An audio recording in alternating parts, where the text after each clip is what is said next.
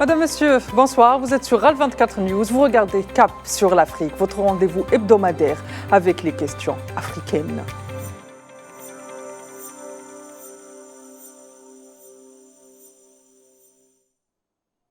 Pour bon nombre d'entre nous, la pensée décoloniale n'est pas d'actualité. Et pourtant, la domination a été bâtie autour de concepts sur lesquels il faut aujourd'hui mettre la lumière, au même titre que les crimes coloniaux, surtout à la lumière du génocide qui se joue actuellement à huis clos en Palestine occupée.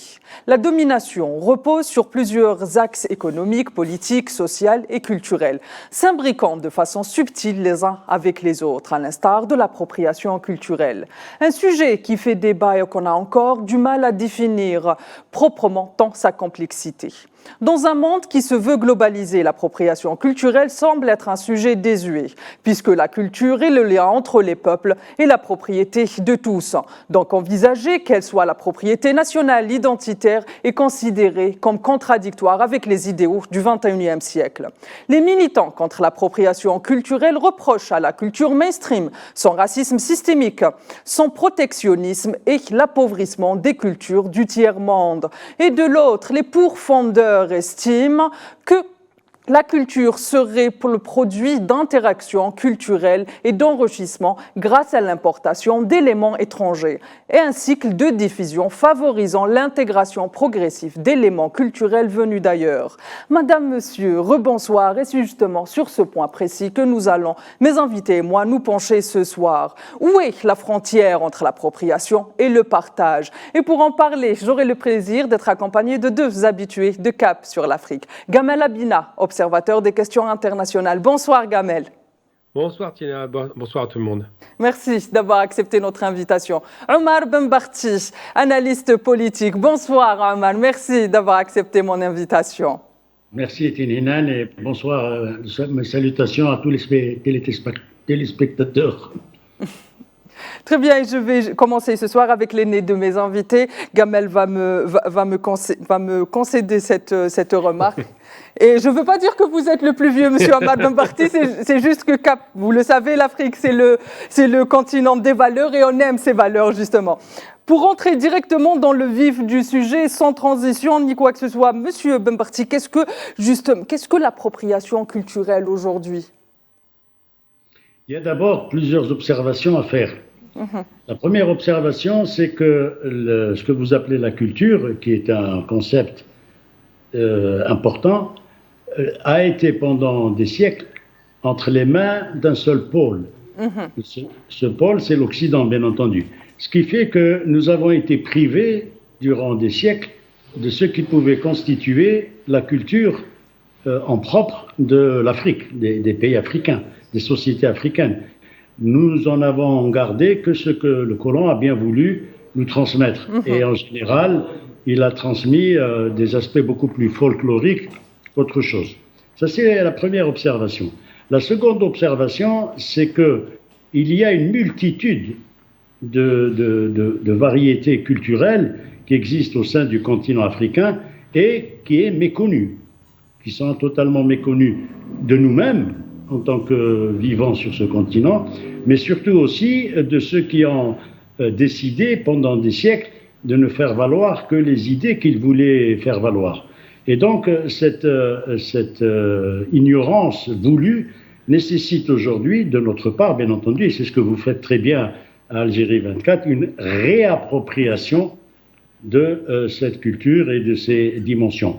Troisième observation que je voudrais faire avant d'aller dans le propre du débat, c'est que, par exemple, lorsque nous avons fait nos études, nos classiques, je prends un exemple, la philosophie grecque a été au cœur des fondements de tout ce que nous avons étudié.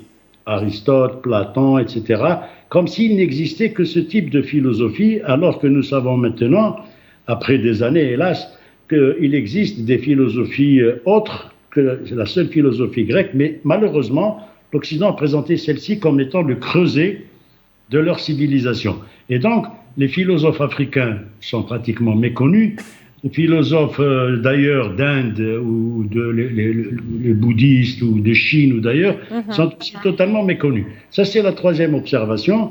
Et enfin, la quatrième et dernière observation que je voulais faire avant de rentrer dans le vif du sujet, c'est qu'il nous appartient aujourd'hui, et vous le faites très bien, alhamdoulilah, c'est qu'il nous appartient de chercher, de diversifier, de faire connaître, de remettre au goût du jour un petit peu les connaissances autres que celles qu'on a voulu nous présenter folkloriques de ceux que l'on considère comme étant les fondements culturels du continent africain. Très bien. Je viens vers vous, Gamel, et à la lumière de ce que vient de nous dire M. Benbarti, qui vient de faire une remarque qui est très intéressante. Est-ce que finalement, aujourd'hui, l'appropriation culturelle, au même titre que c'est pas de l'emprunt au même titre que les œuvres muséales qu'on est en train de voir actuellement, qui sont dans des musées occidentaux, est-ce que finalement, ce n'est pas de la domination et une extension de la pensée coloniale, justement ? Il y a une idée dans l'histoire, au départ, on ne parlait pas d'appropriation, on parlait d'échange.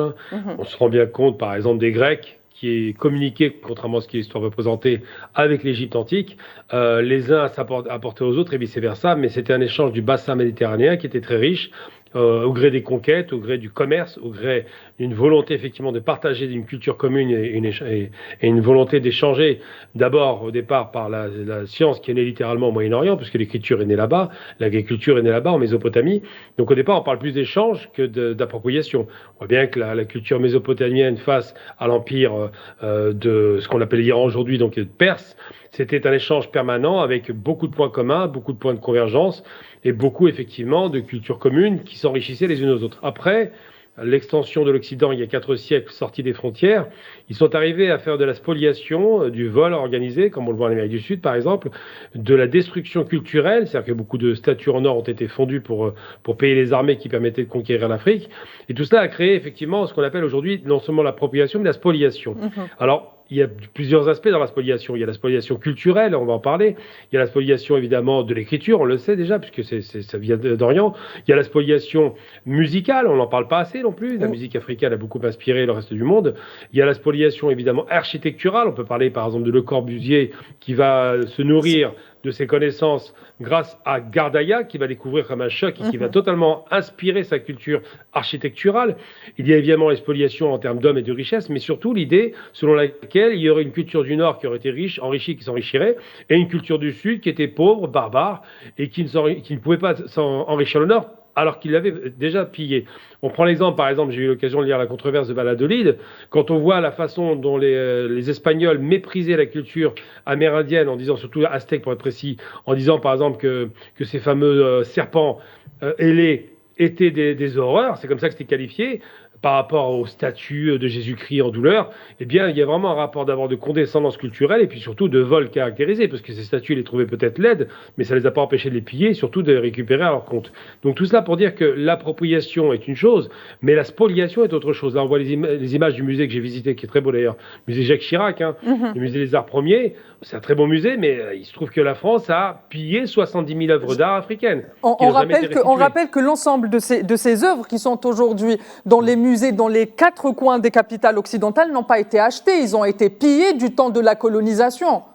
Tout à fait, c'est un pillage organisé, et ce musée est très richement orné, évidemment, puisqu'il a récupéré ce qui est le plus riche et le plus cher, mais 70 000 œuvres, ils en ont restitué 26, je crois, c'est en train de négocier dans des conditions infamantes, et ils donnent le sentiment, d'ailleurs beaucoup s'y opposent, je parle du côté occidental, ils disent mais ça nous appartient en vertu de l'histoire. Non, le vol n'appartient à personne en vertu de l'histoire, il y a une réparation. Et on a un exemple très concret, je vais finir là-dessus, sur la spoliation de cette fameuse cité interdite en Chine, où les œuvres de cette cité extraordinaire, où il y avait des statues à n'en plus finir, ont été volés, des vases et statues des meilleurs empires. Et finalement, la Chine a fait un coup de pression diplomatique puissant pour dire vous nous restituez cela, parce qu'on en a retrouvé quelques-unes dans des collections privées. C'est la question des collections privées aussi, on peut en parler.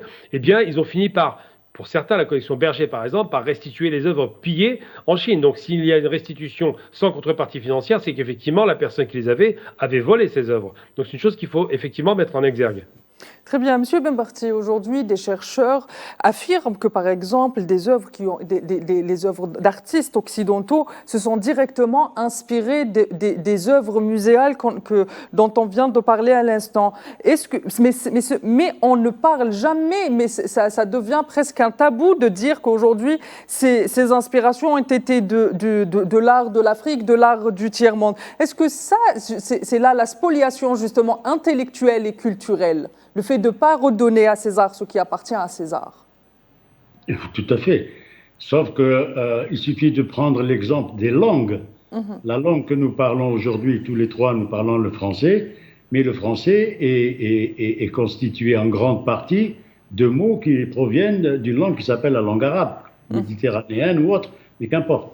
Toujours est-il que déjà au niveau de la langue, il y a eu des spoliations, mais elles ne sont pas reconnues. Elles commencent timidement à se faire reconnaître.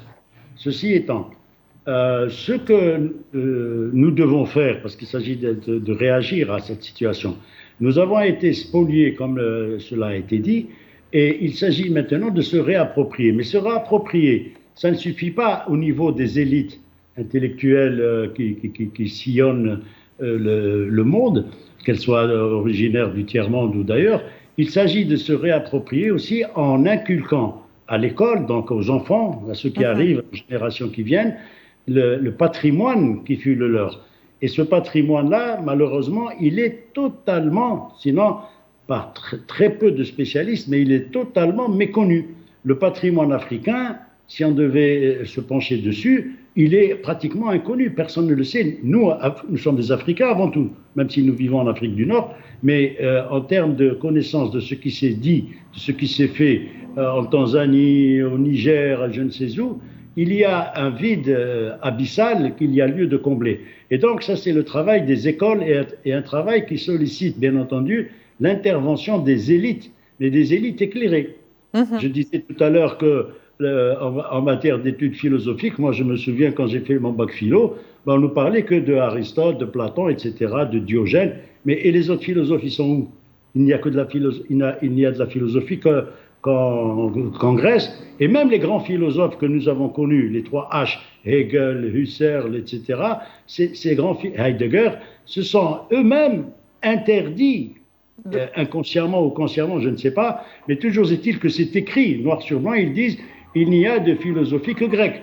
Et ça, c'est une aberration qui est totale. Sauf que maintenant, en 2024, et vous avez très bien fait de citer ça au début de votre intervention, lorsque vous avez parlé de ce qui se passe en Palestine, nous voyons qu'il y a des spoliations qui vont au-delà de la spoliation. Ce sont de véritables crimes qui sont commis, mais des crimes culturels, en termes culinaires, en termes de gastronomie, en termes de philosophie, Exactement. en termes d'art architectural, en termes d'urbanisme, etc. Il y a une richesse qui est exponentielle au niveau de tous ces pays d'Afrique, du Moyen-Orient, de l'Orient et d'Amérique du Sud, que nous méconnaissons, sinon à travers le prisme de quelques anthropologues, et encore faut-il que ce soit une connaissance très spécialisée. Mais toujours est-il qu'à force d'avoir folklorisé les apports de ces civilisations, nous en sommes quelque part un petit peu les victimes. Et maintenant, il y a lieu, bien entendu, vous l'avez très bien dit, dans les musées d'Occident, le British Museum ou bien même le musée des arts premiers que citait Gamel Abina tout à l'heure, il y a des milliers d'œuvres africaines qui ont été spoliées et qu'il y a lieu de rendre à leurs propriétaires. Et je rappelle que beaucoup de pays africains se mobilisent, l'Algérie aussi se mobilise pour récupérer ce patrimoine culturel.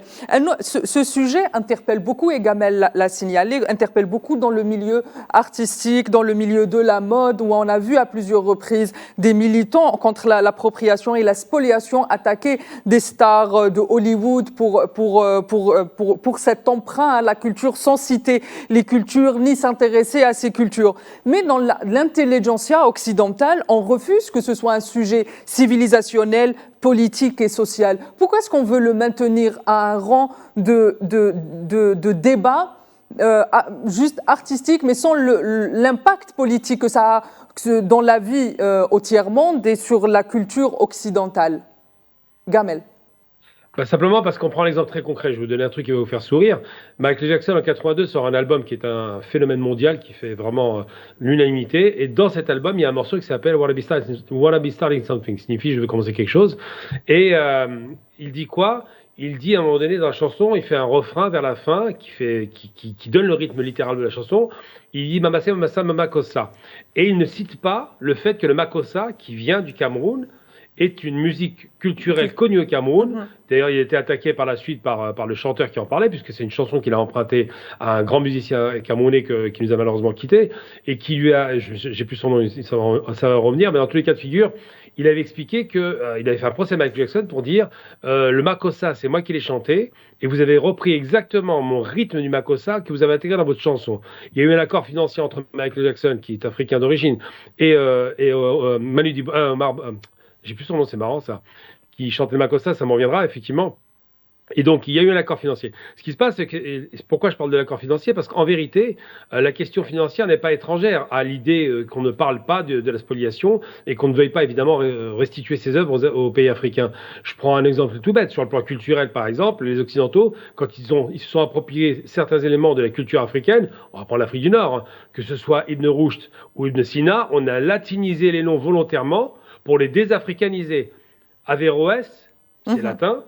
Et évidemment, Ibn Sina pour Avicenne, c'est encore très latin. On a le cas aussi de la culture chinoise la plus extraordinaire, Confucius, dont son vrai nom n'a jamais été Confucius, mais Kongfuzi, c'est comme ça qu'on l'appelait de façon respectueuse. On est loin de Confucius, mais il y a une sonorité latine qui est une appropriation culturelle. Donc quand on parle de la culture, quand on parle des arts et lettres, puisque c'est à ça qu'on fait référence, et quand on confisque par exemple, je sais pas, moi je prends l'exemple par exemple de la plus connue, c'est les fameuses fables de La Fontaine qui n'ont jamais été à La Fontaine, il les a empruntées à l'Orient. Chaque fois, ils utilisent beaucoup d'éléments de la culture africaine orientale ou extrême orientale pour se les approprier en ne donnant pas le marqueur d'origine, à savoir qu'il y a des créateurs qui étaient à l'origine dans le Sud et qui ont fait ce travail.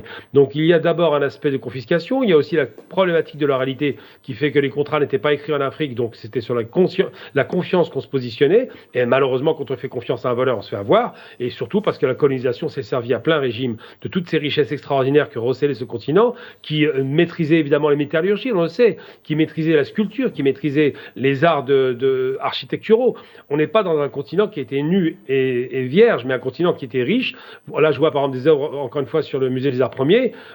Étrangement, ces œuvres-là ont inspiré de grands artistes, je parle de Picasso, mais d'autres encore, qui réellement ont puisé leur connaissance dans cette culture qui était une culture Gamel, est-ce que le fait que justement, figurative. Je me permets de vous arrêter. Est-ce que le fait que ce musée s'appelle le musée des Arts Premiers n'est pas une preuve de cette appropriation, spoliation et cette domination coloniale continue? Alors, Jacques Chirac l'a voulu pour sortir d'un musée qui était pire encore, où on parlait des arts primitifs. Donc là, c'est la forêt vierge, c'est les hommes de Cro-Magnon. Donc ça, c'est quand même assez violent. Et ce musée, à l'époque, qui s'appelait les arts primitifs, que j'avais visité aussi, se trouvait à la Porte Dorée à Paris. Et c'est un musée avec une magnifique fresque coloniale, donc il dit exactement ce qu'il est. Une fresque coloniale qui retrace toute l'épopée coloniale française en Afrique, avec un bas-relief immense, qui est très bien fait sur le plan esthétique, sur le plan de la sculpture, mais qui en même temps traduit une réalité de l'Empire français en Afrique. Et dans ce musée des arts primitifs, c'est vous dire un peu le niveau de condescendance, on y avait mis toutes ces œuvres qu'on retrouve aux arts premiers.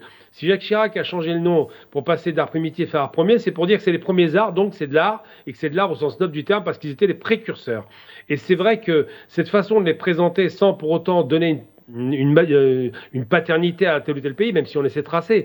Cette façon de refuser de rendre ces arts et de dire qu'on les a empruntés de façon illégale, mais en tous les cas, on va dire volés pour faire simple, eh bien, c'est une façon qui dit beaucoup de choses sur le rapport post-colonial et colonial. C'est-à-dire qu'il y a l'idée de se dire, nous, les civilisés, nous avons confisqué des arts premiers ou primitifs assez barbares, et nous avons en plus tellement de goût que nous les revalorisons, que nous les protégeons, que nous savons comment faire pour qu'ils ne se dégradent pas, alors que ces primitifs ne les entretenaient pas bien, ce qui est faux d'ailleurs, mais bon, ça c'est un autre débat. Donc aujourd'hui, on est vraiment dans une spoliation qui en même temps a une teinte effectivement méprisante, une teinte condescendante, que certains n'hésitent pas une seconde, dans certains curateurs ou collectionneurs, de dire que ces Africains sont incapables de s'occuper de leurs propres arts, ce qui est faux d'ailleurs. On voit l'Égypte par exemple, où l'Égypte fait très bien le travail, mais ça n'empêche pas que les obélisques qui ont été volés en France, tout comme aux États-Unis, ne seront jamais restitués au pays d'origine qui était l'Égypte. Très bien. Je viens vers vous, Omar Benbarti. On va partir aux États-Unis. Durant très longtemps, les Afro-descendants, leur culture, cette culture venue d'Afrique a été vue par la culture blanche américaine comme étant la culture des sauvages et elle l'a refusée. Mais à un moment donné où on s'est rendu compte de cet impact, on vient de le citer, Gamel Labina avec Michael Jackson ou encore Shakira avec son album Waka Waka, il y a eu on s'est approprié de nouveau cette culture. Mais est-ce que finalement c'est le consommérisme capitaliste et impérialiste qui pousse à cette appropriation, ou c'est une nécessité historique aujourd'hui pour l'Occident qui se voit finalement face à des cultures qu'il n'arrive pas à atteindre, ou des cultures qui sont à la hauteur de cette culture qui veut dominante étant la sienne? Écoutez, la domination que vous évoquez en ce qui concerne les États-Unis d'Amérique, elle est liée intrinsèquement au développement du capitalisme, bien entendu, mais aussi et surtout d'une vision qui est le protestantisme. 2 siècles après, ce que nous observons maintenant, aujourd'hui, en 2024, c'est que la domination du protestantisme s'effrite. Il n'y a plus du tout l'esprit qu'avait développé Max Weber et tant d'autres sociologues et philosophes du 19e siècle. Cet esprit s'effrite, et donc ces pays, cette civilisation, cet empire en vérité, rentre en décadence. Ça, c'est ce que nous observons, et à partir de là, toutes les institutions qui vont avec sont en train de rentrer en décadence, que ce soit celles qui sont apparues après la fin de la Seconde Guerre mondiale. Toujours est-il que ces pays-là, la Cour internationale de justice a été démontré, ce qu'a fait l'Afrique du Sud. Aujourd'hui, on essaye de le minimiser autant que faire se peut. Ce que fait l'Algérie, c'est arrêté par un veto américain. Ça, c'est la manifestation que l'esprit qui a prévalu pendant 2 siècles au niveau de ces dominiums, cet hégémon, cet esprit-là est en train de s'effriter, et nous le vivons, nous assistons de visu à cette décadence. Sauf que, ce que je disais tout à l'heure, c'est qu'il nous appartient à nous, qui avons été victimes de ces vols, comme disait notre ami, de ces spoliations, de ces massacres, etc. Il nous appartient à nous de réhabiliter la culture de nos ancêtres et de faire en sorte que les générations qui vont venir sachent qu'il y a aussi de grands philosophes, de grands poètes, de grands artistes, de grands urbanistes. Les pyramides d'Égypte sont là pour tout expliquer, de grands penseurs dans ces pays-là, et qui peuvent damer le pion à ce que l'on nous a présenté comme étant la civilisation. Donc à partir de ce moment-là, si on veut être actif et réactif et proactif, il y a lieu pour nous d'être davantage impliqués dans la restauration. Ce que fait par exemple une chaîne de télévision comme Al24, qui est minorée par rapport à l'espace médiatique mainstream qui domine ce monde, fait en sorte que nous disons jour après jour un certain nombre de choses qui finissent par fissurer, par lézarder, par attaquer le narratif officiel, etc., etc. Donc il y a un travail à faire, il faut le faire. Il ne faut pas se décourager, il ne sera pas facile. Nos ancêtres, nos grands-parents ont fait leur devoir pour libérer ce pays et ils sont morts. Maintenant, il nous appartient à nous de le libérer aussi pour nous réapproprier nos histoires, notre passé, et développer les patrimoines qui furent les nôtres. Je prends un exemple très simple. Vous allez à Paris, là où est notre ami Gamel, et à Tours, vous allez au château d'Amboise, il y a 26 tombes dans le château d'Amboise, qui sont les 26 morts qu'a enterré l'émir Abdelkader durant sa détention pendant près de 5 ans dans ce château d'Amboise.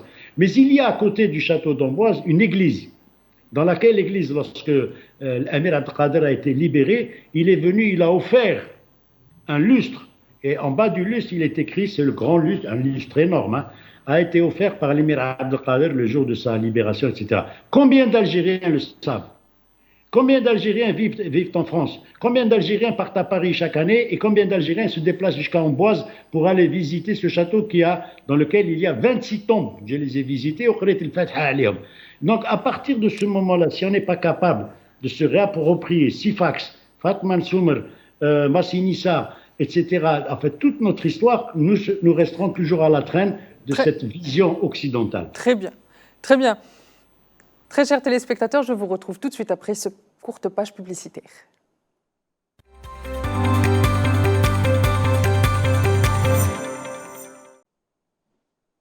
Madame, Monsieur, re-bienvenue dans cette deuxième partie de Cap sur l'Afrique qui se penche ce soir sur ce sujet, l'appropriation culturelle. Et je suis accompagnée ce soir de Gamel Abina et de Omar Benbartir. Monsieur, re-bienvenue dans cette deuxième partie.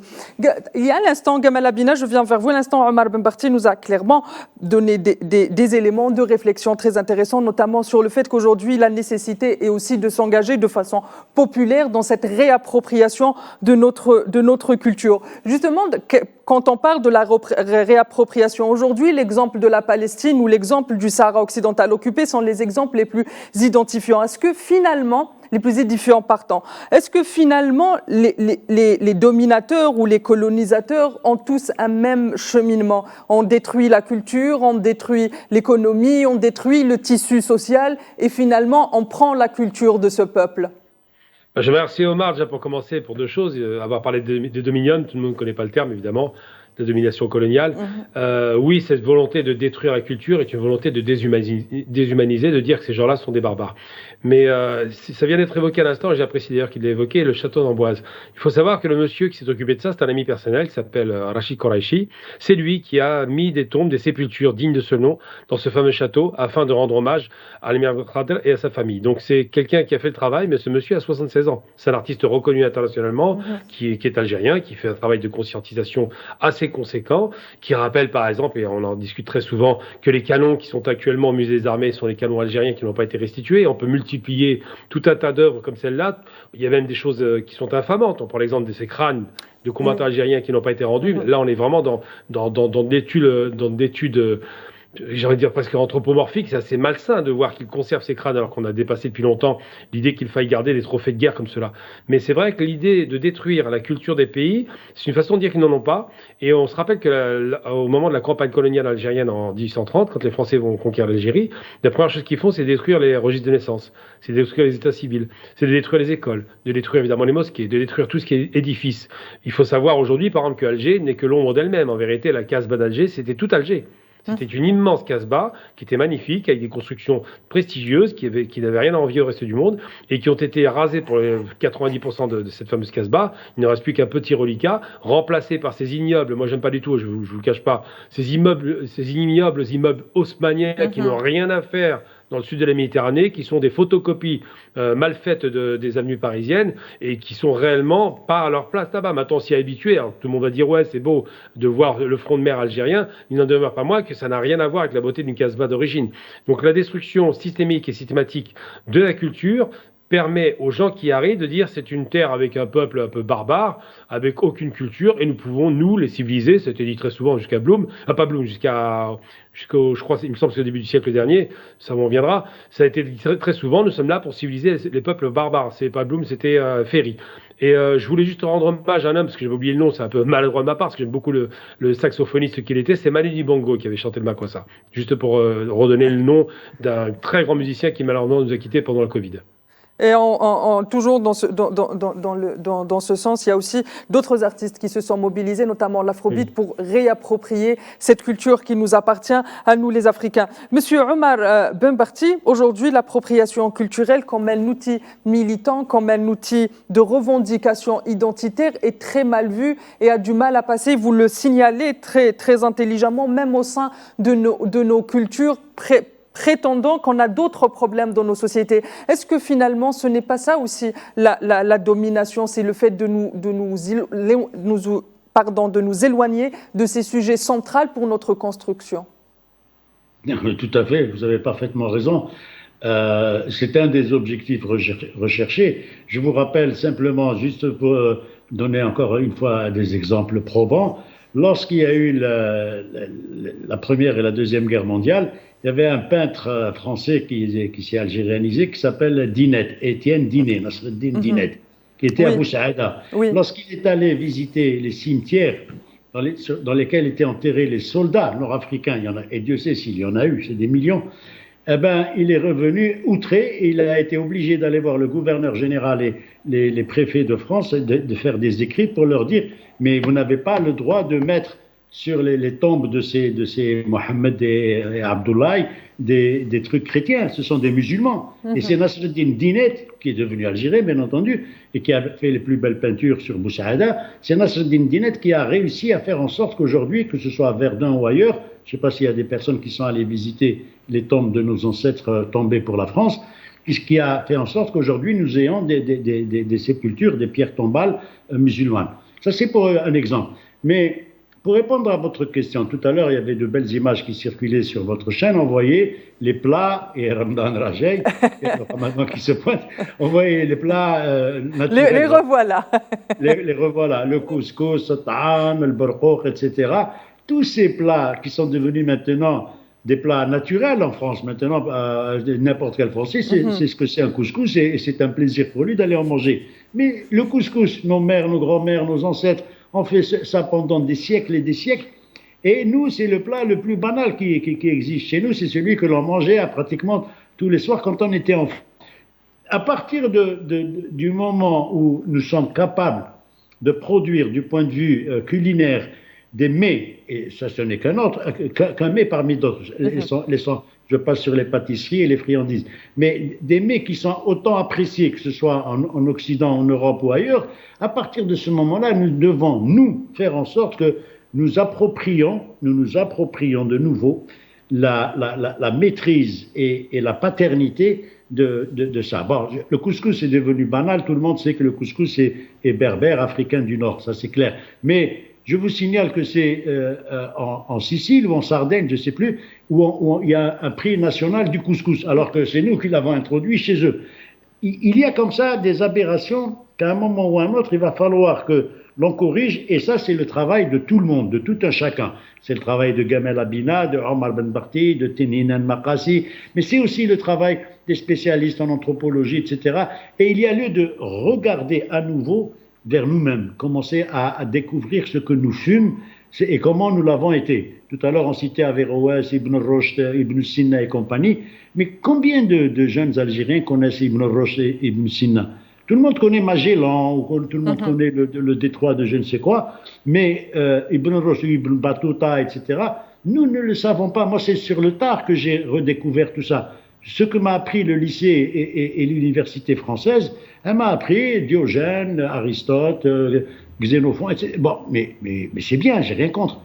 Encore que du temps de la Grèce, ça a été rappelé par notre ami Abina tout à l'heure, du temps de la philosophie grecque, quand il y avait Thalès de Milet, Pythagore et compagnie, eux-mêmes disaient que la philosophie pour eux, c'était d'abord les philosophes, c'était des sages, mais ils disaient qu'ils s'inspiraient des travaux des philosophes égyptiens, mésopotamiens, syriens, persans. Et lorsque Alexandre, le roi Alexandre de Macédoine est allé jusqu'en Inde, il est revenu avec beaucoup de textes de sanskrit. C'est là que les gens ont commencé à apprendre le sanskrit. Au XVIIIe siècle, il y avait beaucoup d'élites intellectuelles occidentales qui reconnaissaient la pertinence, tout à l'heure on a cité les fables de La Fontaine, mais qui reconnaissaient la pertinence du sanskrit, de la philosophie bouddhiste, et du Népal, etc. Mais aujourd'hui, il y a une mainmise de ce que j'ai appelé moi un avatar de l'impérialisme qui s'appelle le sionisme, qui a fait en sorte qu'il voulait absolument que seul on parle de la culture juive et que tout était judéo-chrétien. Or, c'est faux. C'est absolument faux. Et ce qui se passe en Palestine aujourd'hui, pardon, ce qui se passe en Palestine aujourd'hui administre la preuve que ce fascisme, un véritable fascisme juif, est en train de se fissurer parce qu'effectivement, il y a des combattants. Ça coûte un prix. Il faut mourir pour ça. Mais il y a des gens qui disent « niet, on n'en veut plus ».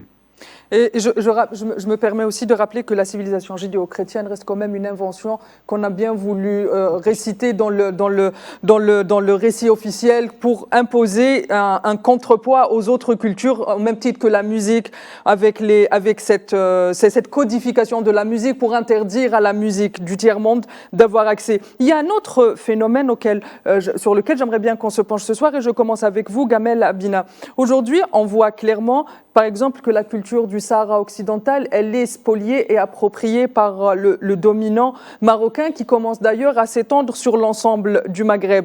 Finalement, quel est l'enjeu de cette appropriation des identités maghrébines autour d'un seul pays qui est l'allié du sionisme ? Simplement, c'est un peu l'idée de l'Istiqlal qui espérait faire ce qu'ils appelaient le Grand Maroc, donc ce soit encore un délire impérialiste qui veut rien dire, hein. Je veux dire, le Grand Maroc, c'est aussi idiot que l'idée de se dire qu'il y a une famille royale qui aurait des siècles. Tout ça, c'est une fabrication de Monsieur Lyoté, hein, tout le monde le sait. Mais bon, ils ont ce sentiment de vouloir dominer parce qu'ils sont étroits dans leur territoire, ce qui est normal. Et ils ont ce sentiment qui, surtout, c'est plus impressionnant, hein. Ils pensent qu'ils ont 1000 ans d'histoire, enfin, ils se réécrivent une histoire incroyable, alors que dans les faits, il n'y a rien de tout ça. C'est des petites principautés, des petits royaumes, des petits sultanats. Il n'y avait pas de Maroc historique, on appelait ça à l'époque le Maghreb pour dire l'Occident, mais ce n'est pas du tout un territoire défini.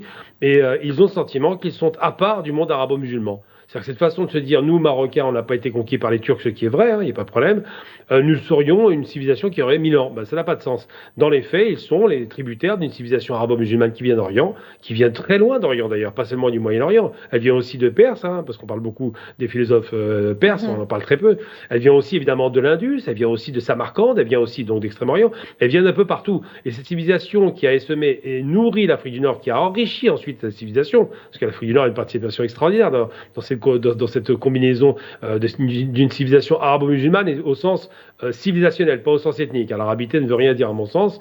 Eh bien, il se trouve que certains s'imaginent qu'ils sont en dehors de cela, qui se seraient autogénérés. Donc c'est un peu ridicule. C'est une façon de diviser les peuples. Et effectivement, le vouloir s'approprier, j'ai entendu récemment encore un truc qui m'a fait vraiment délirer. L'Espagne andalouse a été conquise par le Maroc. Le Maroc n'existait pas, mais bon, ils l'ont conquis. Donc quand on entend ça, on comprend parfaitement la logique qui préside au fait qu'on va nier une culture locale, hein, en l'occurrence sahraoui, qui existe réellement, et qu'on va oublier que si on veut remonter dans le passé, le Maroc finalement, s'il veut se trouver une filiation ancienne, ce sont les enfants des Maures, des Mauritaniens. C'est eux la civilisation dominante, c'est eux qui ont créé effectivement l'Afrique du Nord. C'est l'art arabo-musulman d'un côté et l'art mauresque de l'autre qui a fait nos mosquées, qui a fait l'Andalousie. Donc quand on essaie de s'approprier une culture et d'exclure les autres de cette culture en prétendant qu'on est les seuls possédants de ces cultures, comme l'histoire des Eldiges, je ne sais quoi, où ils prétendent qu'ils auraient une possession de tel ou tel art ou artisanat musulman, ça n'a aucun sens. On est dans un monde intégré, on est dans un monde méditerranéen, et aucun pays n'a vécu en autarcie, et encore moins en autarcie culturelle. Donc l'idée selon laquelle un royaume voudrait dominer, bon, c'est une vieille idée très ancienne et impérialiste connue. D'ailleurs, j'en veux pour preuve qu'au Maroc, ils ont même des cités impériales. C'est vous dire à quel point l'idée impériale s'est inscrite dans leur ADN. Mais c'est une idée de division qui est ridicule à mon sens. Moi, je suis intégrationniste. Je veux l'intégration du Maghreb. Et cette volonté de vouloir dominer par la force ne mènera jamais nulle part. J'espère qu'on va en sortir, mais il n'en demeure pas moins qu'effectivement, les Sahraouis peuvent s'inquiéter de l'effacement culturel parce qu'il y a une volonté de nivellement dans une seule direction, celle du dominant. Et ça, c'est problématique. Très bien. Finalement, Monsieur Benbarti, à la lumière de tout ce qu'on vient de dire ce soir, quelle est la frontière entre partager, s'approprier dans un monde qui se veut globalisé, mais surtout qui est dominé par la culture occidentale? Je crois que l'un n'exclut pas l'autre. On peut s'approprier ce qui nous revient, notre histoire, notre culture, notre identité, et c'est ce que nous essayons de faire. Ça va prendre du temps, bien entendu. Et on peut dans le même temps partager. C'est ce que nous faisons aussi d'une manière systématique, puisque le monde se rétrécit, il y a Internet, il y a Facebook, il y a YouTube, etc. Donc, la vision que développait notre ami Gamal Labina tout à l'heure est une vision pertinente dans le sens où, lorsque vous avez les élucubrations du Marzen, que j'appelle le Marzen, ce n'est pas le peuple marocain qui est ainsi, il suffit de leur rappeler que le conquérant des Mourabitoun, les Maures, en vérité, il s'appelle Youssef ibn Tashfin, mais son vrai nom c'est Youssef ibn Tashfin as-Sanhaji. Les Sanhaja, c'est une tribu berbère qui essaime à travers toute l'Afrique du Nord. Donc, c'est pas propre, c'est pas les Marocains qui ont conquis l'Espagne, mais ils sont débiles. Ça, c'est des petits jeux politiciens que mène une certaine élite marzénie. Toujours est-il que l'Algérie, elle a répondu par un fait, elle a dit, bon, on va créer un bureau du RIF et on verra ce qui va se produire. Bon, ça rentre dans une autre discussion un peu plus stratégique. Mais s'approprier et partager, non, ce n'est pas incompatible. Je m'approprie ce que je suis. Je suis Omar Benbarti, je suis Tinhinan Makassi. Tinhinan, vous savez qui c'est. J'imagine que votre ascendance, elle va très très loin. Et donc, je partage aussi avec des gens qui veulent partager avec moi. C'est le propre de ce que veut développer le panafricanisme, de ce que veulent développer les gens un peu pertinents et qui commencent à considérer que le monde ne peut pas être unipolaire et que ce ne sont pas les seuls civilisés, l'Occident, avec à sa tête les États-Unis d'Amérique. Il y a autre cosa, il y a le sud de l'Amérique, l'Amérique du Sud. Je ne dis même pas l'Amérique latine parce que c'est pas comme ça qu'il faut l'appeler. Oui. Ça s'appelle l'Amérique du Sud. Latine, ça veut dire qu'elle est latine. Ils ne sont pas latins. Oui. Les Aztèques, etc., ne sont pas latins. Il y a l'Afrique, bien entendu, avec tout ce qu'elle comporte comme diversité, richesse, pluralité. Tout ça, nous devons nous l'approprier. Malheureusement, le colonialisme a fait en sorte que nous le méconnaissions. Et donc, nous avons une œuvre, un travail à faire. Pour ceux qui ont, et la vie est courte pour les humains, nous avons un travail à faire, c'est de nous réapproprier cet art culturel, certes, mais aussi et surtout l'art culinaire qui n'a jamais cessé d'être présent. Je crois que le couscous existe depuis des millénaires. Et pour rappeler à nos amis pseudo-amis du Marzen, les guerres puniques, Hannibal, je ne sais pas comment on peut le caractériser. Les guerres puniques avec l'Empire romain, bon, ça existe depuis plus de 2000 ans, ce n'est pas une affaire qui existe depuis 700 ou 800 ans. Pardon. Très bien. Gamel Abina, je vous pose la même question finalement. Quelle est la frontière entre s'approprier et partager dans un monde comme le nôtre aujourd'hui ? S'approprier, réapproprier, parce que c'est plutôt réappropriation, là je suis d'accord avec Omar, c'est récupérer ce qui nous appartient de droit en termes culturels. Ça ne veut pas dire confisquer, ça veut dire qu'on peut partager, mais d'abord on récupère quand même le minimum syndical, c'est d'avoir une base culturelle solide, la diffuser à la population au sens large du terme, donc je parle de l'Afrique en général, et le partage dans un monde intégré, dans un monde mondialisé, dans un village planétaire est essentiel. D'abord parce que j'ai envie de dire pratiquement dans un pays comme la France où l'extrême droite est très puissante, je ne serais pas étonné que Marine Le Pen aime le couscous. C'est vous dire à quel point, c'est le plat préféré des Français, à quel point l'idée de partage culturel est essentielle à mon sens. Moi je suis très fan de la culture BD américaine par exemple, et par ailleurs ça ne m'empêche pas de regarder du manga asiatique, et ça ne m'empêche pas d'espérer voir émerger en Algérie une culture de la bande dessinée qui, comme un grand dessinateur comme Dilem, on peut lui reconnaître cette qualité de dessinateur, donne le sentiment qu'on a quand même du talent au pays. Donc tout ça c'est pour dire que le partage est essentiel, et que ça ne confisque pas la culture, mais elle se partage en même temps, elle ne doit pas se perdre ni s'effacer et encore moins